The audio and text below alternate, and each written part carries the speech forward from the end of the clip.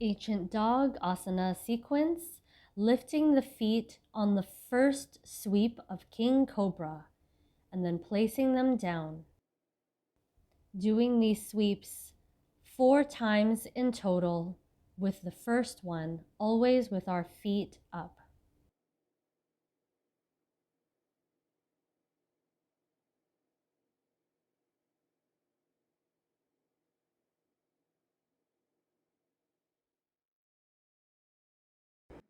The spinal twist sequence, putting your right hand behind you and the left hand on your right knee, taking 3 breaths and locking on the 4th, twisting, looking over the shoulder, holding the breath and locking the root. And exhale, you move deeper into the twist.